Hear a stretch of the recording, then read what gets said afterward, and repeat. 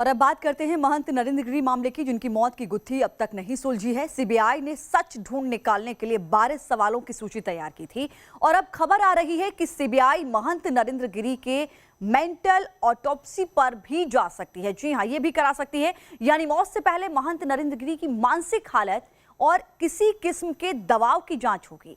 नरेंद्र गिरी से पहले ये प्रोसीजर अभिनेता सुशांत सिंह राजपूत के केस में इस्तेमाल किया गया था।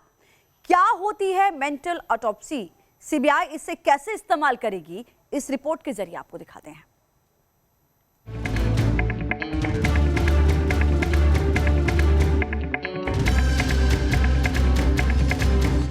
पहले पोस्टमार्टम, फिर 12 सवालों की लिस्ट और अब मेंटल ऑटोप्सी का फॉर्मूला। महंत नरेंद्र गिरी की मौत का सच ढूंढने के लिए पुलिस और सीबीआई मानो हर तरीके को आजमाना चाहती है।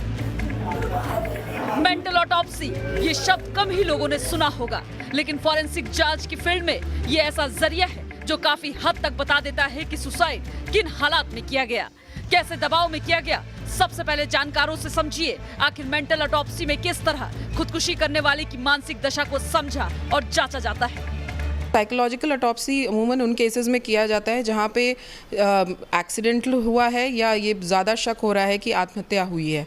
तो इसमें क्या होता है कि आप ये सारी चीज़ें की जो साइकोलॉजिस्ट होता है वो देखता है कि उनके रिलेशनशिप्स कैसे थे, किसके क्या साथ कैसा उनका व्यवहार था, उनकी अपने अगर कुछ वो लिखते थे तो डायरीज़ लिखते थे या कुछ आर्टिकल्स लिखते थे तो किस तरीके का उनका विचार होता था। ये सारी चीज़ें स्टडी की जाती हैं और फिर एक नतीजे पर पहुंचने की कोशिश की जाती है इसमें। फिर उनके जो बहुत क्लोज थे, बहुत ही करीबी लोग थे, उनसे बातचीत करेंगे, उनके बारे में, उनकी दिनचर्या से लेकर छोटी से छोटी चीज़ से लेकर और उनका जो कह लीजिए कि कैसे किस तरीके से वो जब भी कोई समस्या आती थी उसका समाधान कैसे करते थे और क्या उनके इस बिहेवियर में हाल ही में कोई परिवर्तन आया था।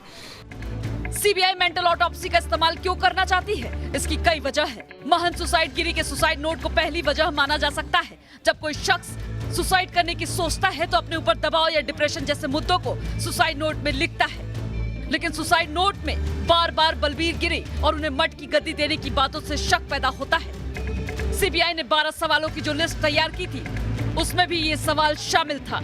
महंत नरेंद्र गिरी को लेकर ये बातें भी सामने आई हैं कि वो आखिरी दिनों में परेशान थे। बागमरी मठ से जुड़े कुछ लोगों ने कहा है कि नरेंद्र गिरी ने आनंद गिरी से परेशानी होने की बात कही थी। अगर नरेंद्र गिरी इतने परेशान थे कि सुसाइड कर लेते तो किसी को इसका शक क्यों नहीं हुआ? क्यों नरेंद्र गिरी अपने जज्बातों को छिपा रहे थे? इसका भी जवाब शायद मेंटल ऑटोप्सी से मिले। आमतौर पर डिप्रेशन का शिकार इंसान अपने नजदीकियों से दूर हो जाता है, अकेला रहने लगता है, लेकिन मौत के दिन भी नरेंद्र गिरी अपने एक शिष्य के साथ घूमते दिखे थे।